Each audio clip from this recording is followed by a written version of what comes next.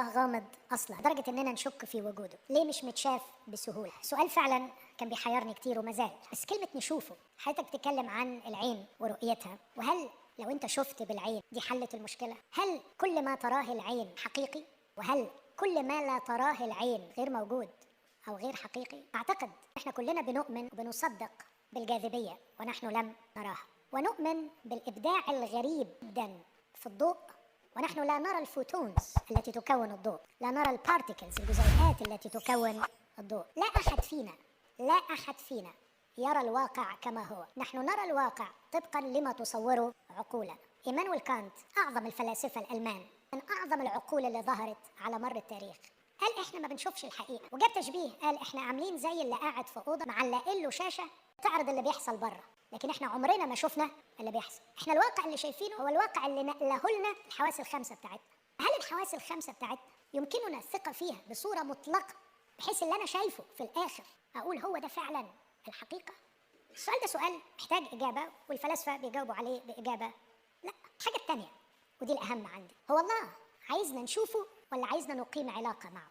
أعتقد أن الغرض النهائي للروح الأعظم أن تتواصل به روحي، والغرض الأسمى العقل الأعظم أن يتصل به عقلي، فأن تكون روحي متصلة به يكون عقلي متجاوب معه. هذا وذاك لا يحتاجان لرؤية العين. طبيعة الله كروح تمكنه من أن يصنع إعلان معجزي علشان تقدر عيني تشوف، لأن عيني لا تستقبل إلا انعكاس الضوء من على مادة، فلا بد أن الله يكون مادة لكي تستطيع عيني أن ترى، أو أن يصنع شيئا حسيا ملموسا يدل على وجوده ويكون هذا الشيء ينعكس من عليه. هل الله لم يصنع هذه الأشياء؟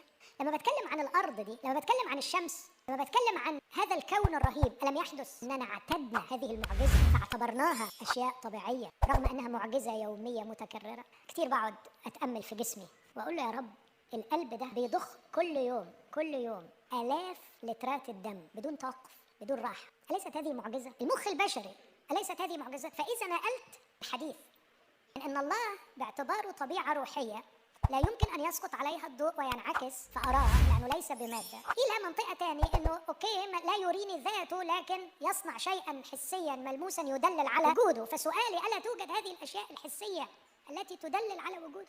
ده بالإضافة للي قلته في البداية وهو الأهم عندي، هل الله وهو الروح الأعظم والعقل الأعظم يريدني فقط أن أراه أم يريدني أن أدخل في علاقة معه؟ هو يريد أن روحي تلتصق بي ويريد أن عقلي يندمج معه ويشتبك معه في فكر وفي فهم. ثم أخيراً، ألم يحدث أن الله قدم لنا تجربتين في غاية القوة تبرهن أن رؤية العيان لا تكفي؟ ما رأيك في تجربة بني إسرائيل لمدة 40 سنة؟ ودي ما كانتش تجربة معمولة لشخص أو لاثنين بحيث أن نقول أن الناس دول عندهم خلل عقلي أو خلل إيماني أو خلل أخلاقي، والتجربة دي ما اتعملتش لمدة يوم أو ل40 يوم، التجربة دي معمولة ل600 ألف راجل لمدة 40 سنة، إنهم كل يوم يشوفوا أدلة حسية جبارة تبرهن وجود الله. الكتاب يقول إنهم سقطت جثثهم في القفر ولم يؤمنوا بالله. لم يؤمنوا هنا مش بمعنى انهم ما شافوش ما يدلل على وجوده، شافوا البحر بيتشق، شافوا سحابه، شافوا عمود نور، شافوا كل يوم الصبح من بينزل من السماء، شافوا صخره بتطلع ميه. ما قيمه الادله الحسيه اذا كانت لا تخلق علاقه حقيقيه مع الله؟ هل الله مجرد انه عايز يقدم الدليل والبرهان ولا عايز الناس تدخل في علاقه معه؟ لقد قدم الدليل والبرهان ولم ينجح الدليل والبرهان الحسي لمدة 40 سنة بأن يقود الناس لعلاقة مع الله. ما الداعي لتكرار تجربة فاشلة؟ لكن اسمع كمان، أليست تجربة مجيء المسيح في الجسد أقوى تجربة تاريخية حصلت؟ ماذا كان رأي اليهود عندما رأوا أمامهم قصة حقيقية لها شهود كثيرون؟ وقد ايه أنا شاكر ربنا إنه كتاب يقول إن بيت عنيا كانت قريبة من أورشليم فجاء كثيرون من أورشليم ليعزوا مريم ومرثا.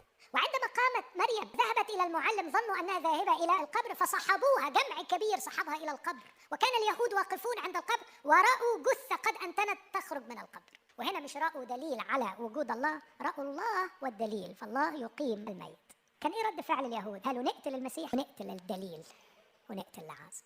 أخي العزيز كاتب هذا السؤال، الله لا يريد أن يبهرنا بأدلة، الله يريد أن يقيم علاقة معنا. إذا أردت أن تدخل مع الله في علاقة الأدلة موجودة، لكن إذا كنت لا تريد أن تدخل معه في علاقة، أعتقد مش من الأخلاق إن أروح محل وأقول له فرجني كل البضاعة. تخيل كده يا حبيبي لو واحد راح المحل فرجني كل البضاعة اللي عندك ووريني الدليل على إن البضاعة دي محترمة واديني الدليل على إنه الحاجة دي المادة بتاعتها كذا، وهو في الآخر مش ناوي يشتري. دي قلة أدب، متأسف يعني. هل الله غرضه أن يسحقنا بكثرة الأدلة وأن يبهرنا بكثرة الأدلة. لا، ها أنا واقف على الباب أقرأ، إن سمع أحد صوتي فتح لي، أدخل وأقدم له البرهان؟ أدخل وأعمل إيه؟ تعاش. الله يريد أن يصنع علاقة، الله كائن علاقاتي، وغرضه النهائي هو أن ندخل في علاقة معه. فعلا في غموض لأشياء في طبيعة الله، لأشياء في طبيعة الإنسان، مسألة قصور الحواس، مسألة أن الله روح، والأشياء بسبب دخول الخطية اللي شوهت أشياء كثيرة. لكن في النهاية أقول أنه الغرض النهائي لله الروح، الله العقل، هو أن يتواصل بأرواحنا وأن يتصل عقله بعقولنا. وإذا بدأنا هذه الرحلة معه ستتوفر لنا الأدلة بكثرة، دليل وراء